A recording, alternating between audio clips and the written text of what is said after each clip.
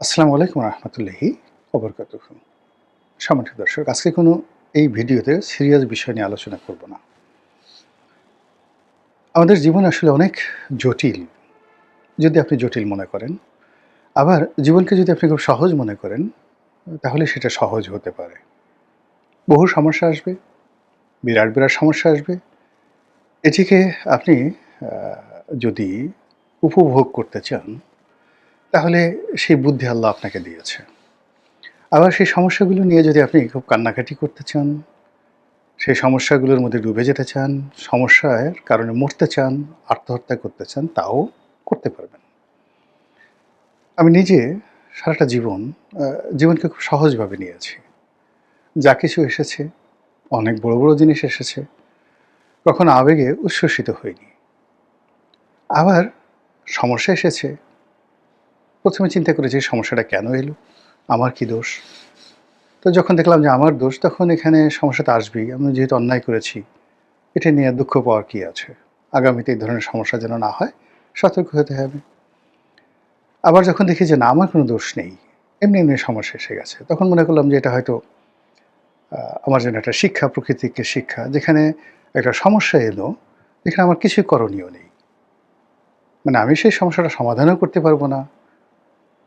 আর এই সমস্যাটা নিয়ে যদি আমি কান্নাকাটি করি, মারামারি করি, নিজে মরেও যাই, তবু এই সমস্যার সমাধান হবে না। তখন কি করি? চুপচাপ থাকি, নীরব থাকি, অপেক্ষা করতে থাকি এবং একটা সময় সমস্যাগুলো চলে যায়। তো ওই যে শৈশব থেকে যখন আমার বোধ বুদ্ধি হলো, এরকম অসংখ্য সমস্যা আমার জীবনে এসেছে, অনেক সম্ভাবনা এসেছে। এখন প্রচুর আ টক শো করি। তারপর এই যে নিজে ভিডিও করি। সামাজিক মাধ্যম, সোশ্যাল মাধ্যম, ফেসবুকে যথেষ্ট সময় দেই।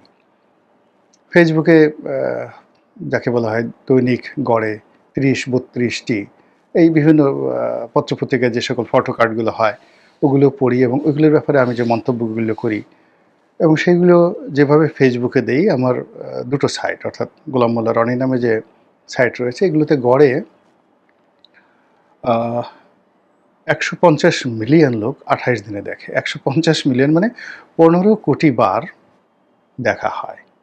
তাহলে একটা মানুষ কতবার দেখে ফেসবুক এই পেজগুলো? বোঝার চেষ্টা করুন। আবার এই যে ইউটিউব করি, এটাও গড়ে অন এভারেজে ধরেন আমার এই পেজেই, ইউটিউব চ্যানেলে অন এভারেজে ৭০ থেকে ৮০ লাখ লোক গড়ে প্রতি মাসে শুধু আমার এখানে দেখে। তো এর বাইরে অন্যান্য যারা আমার ফটো কার্ড ব্যবহার করেন, আমার এই ভিডিও ব্যবহার করেন, তো তাদের সংখ্যা গুণে শেষ করা যাবে না। আবার টেলিভিশনগুলোতে যে প্রতি মাসে প্রায় ৫০ থেকে ৬০ টি টক শো করি, ওইগুলো আবার ছোট, ছোট, ছোট, ছোট ক্লিপগুলো যখন ভাইরাল হয়ে যায়, একেকটা ক্লিপ আ সেই ২ কোটি, ২.৫ কোটি লোক এভাবে দেখে। তো এইরকম গত শুক্রবার আ একেবারে শেষের দিকে সময় টেলিভিশনে একটা টক শোতে ছিলাম এবং ওখানে একটি বক্তব্য, ৩ মিনিটের একটা বক্তব্য একেবারে রীতিমতো ভাইরাল হয়ে পড়েছে। এবং এখানে যাদেরকে বলেছি তারাও খুশি হয়েছে। আমজনতা যারা সাধারণ, তারাও খুশি হয়েছে। সবাই খুশি হয়েছে। তো আমার কাছে মনে হলো এই বিষয়টা নিয়ে আলোচনা করা দরকার। প্রশ্নটা ছিল যে এই সময়টিতে এনসিপি, আ তো যেটাকে অনেকে ঠাট্টা করে বলে ন্যাশনাল চিলড্রেন পার্টি, মানে শিশু কচিকাঁচাদের দল। তো এই এনসিপি যারা একসময় সমন্বয়ক ছিলেন, যারা একসময় বিপ্লবী ছিলেন, যারা ইউনূস সরকারের সবচেয়ে দাপটে আ ক্ষমতাধর লোক ছিলেন এবং গত ১৮ মাস বলতে গেলে তারাই দেশটিকে চালিয়েছেন। তো এই সংসদে তাদের অংশগ্রহণ খুব অল্প, ৬ জন বা ৭ জন তাদের প্রতিনিধি আছে। তারপর জামাতের সঙ্গে তাদের অ্যালাই হওয়ার পরে সবাই ধারণা করেছিল যে এরা শেষ হয়ে যাবে এবং এরা জামাতের বি টিম, সি টিম, এরা সবাই আসলে একসময় জামাত করতেন। এই ধরনের অভাব অভিযোগ কথাবার্তা বলা হচ্ছিল। তো ওই বিষয়টা নিয়ে আমাকে আসলে যখন প্রশ্ন করা হলো, আপনার মন্তব্য কি? আমি বিষয়টা এড়িয়ে যেতে চাইলাম। এড়িয়ে যেতে ছিলাম বিভিন্ন কারণে। ১ম কারণ হলো যে এনসিপিতে যারা আছেন তারা সবাই বয়সে আমার সন্তানের চাইতেও ৪-৫ বছরের ছোট। আমার বড় ছেলের চেয়ে ৪-৫ বছরের ছোট। আর আমি বিয়ে করেছি ৮৬ সনে, 1986 এ। তো সেটা যদি হতো, তাহলে যাকে বলা হয় আমার যদি ৮৭ সনে সন্তান হতো তাহলে তো মানে ওরা আসলে আমার নাতির বয়সী হয়ে যেত বলতে গেলে অনেকে। এনিওয়ে, তো এই কারণে আমি তাদের প্রতি স্নেহশীল। যাদের প্রতি আপনি স্নেহশীল থাকবেন তাদের সবকিছুই আপনি ওইভাবে মূল্যায়ন করবেন। দ্বিতীয়ত হলো যে আমি আসলে কৃতজ্ঞ। তাদের প্রতি কৃতজ্ঞ। এর কারণ হলো আমি একসময় আওয়ামী লীগ করতাম। আওয়ামী লীগের জমানাতে যখন আমি সংসদ সদস্য ছিলাম তখন আমাকে জেলে যেতে হয়েছে। তো বুঝতে পারেন ব্যাপারটা, অ্যাজ এ এমপি হিসেবে আওয়ামী লীগ জমানাতে একমাত্র এমপি আমি তখন জেলে গিয়েছি। কোনো দুর্নীতি নাই, কোনো অনিয়ম নাই, কিছু নাই। সেটা হলো সালমান এফ রহমানের সাংবাদিক, ইন্ডিপেন্ডেন্ট টেলিভিশন সাংবাদিক, তাদেরকে পিটিয়েছি এবং তাদেরকে মারার চেষ্টা করেছি, এই হলো অভিযোগ। এনিওয়ে, জেল-টেল খেটে আসার পরে চুপচাপ থাকলাম। কিন্তু আওয়ামী লীগ আমাকে আসলে স্বস্তিতে থাকতে দেয়নি।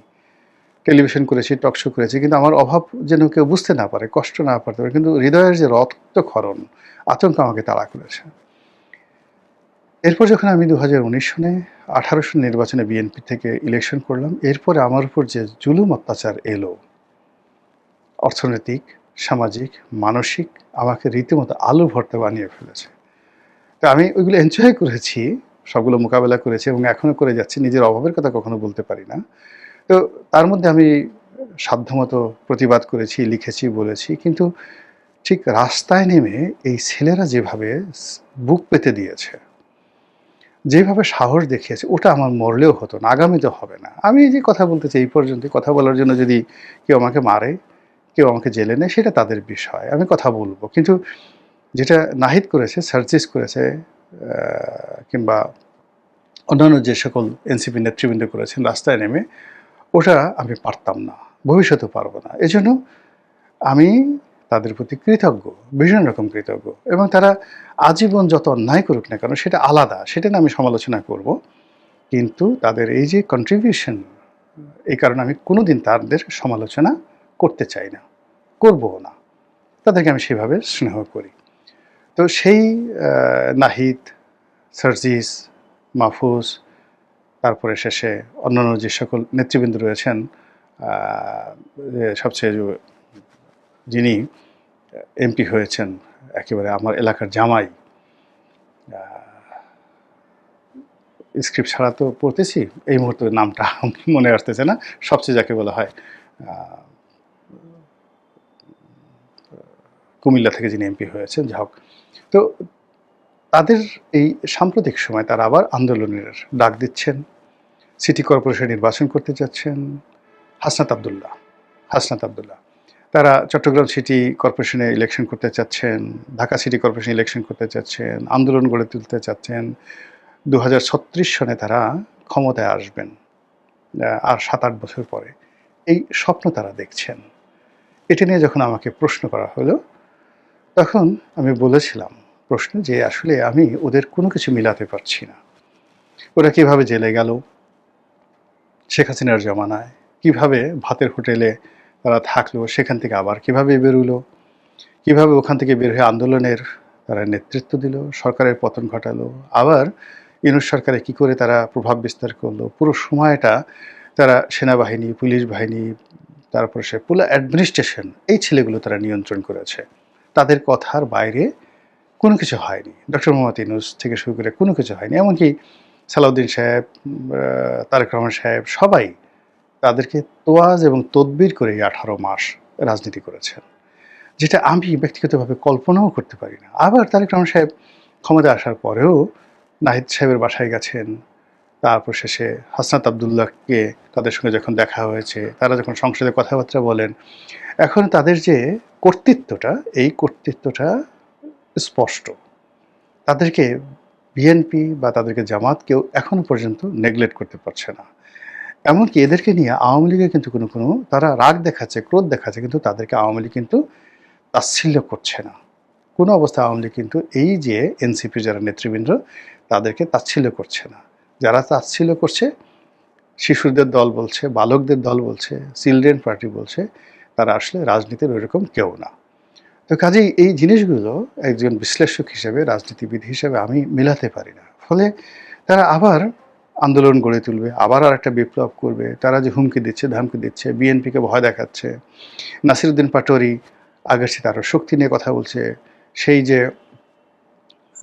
নাসিরুদ্দিনের সেই পাটোয়ারির কথা শুনে তার আতঙ্কে মানে মির্জা আব্বাসের মতো একজন রাজনীতিবিদ চিত হয়ে শুয়ে পড়ল। তিনি অসহায় হয়ে পড়লেন এবং তিনি সেই অসুস্থ হওয়ার ২-৩ দিন আগে আমি একটা ভিডিও করেছিলাম তাকে সমবেদনা জানিয়ে। তিনি টেলিফোন করে অনেকক্ষণ আমার সঙ্গে কথাবার্তা বললেন। মানে এই এনসিপি নাসিরুদ্দিন পাটোয়ারিকে মির্জা আব্বাসের মতো মানুষ কীভাবে কাউন্ট করেন ঢাকা শহরে, ওটা মানে অবাক করার মতো বিষয়। আবার সালাউদ্দিন সাহেবের মতো মানুষকে নাসিরুদ্দিন পাটোয়ারি আচ্ছা মতো গালাগাল করছে। কক্সবাজারের মতো গিয়ে জায়গার মতো গিয়ে তাকে চাঁদাবাজ, দখলদার, আজে বাজে কথাবার্তা বলছে। আবার এখন বুক ফুলিয়ে মানে সে শহরে চলছে, কোনো রকম আবেগ নাই, উদ্বেগ নাই, চিন্তা নাই। সে আবার আন্দোলনের লড়াই সংগ্রামের ডাক দিচ্ছে এবং এখন তো সে মানে নাসিরুদ্দিন পাটোয়ারি তারেক রহমান সাহেবের নিচে নামেই না। যেভাবে পিনাকি একটা সময় মানে সমালোচনা করতো আওয়ামী লীগ জামানাতে, সে কারো সমালোচনা করতো না, শুধু শেখ হাসিনার সমালোচনা করতো।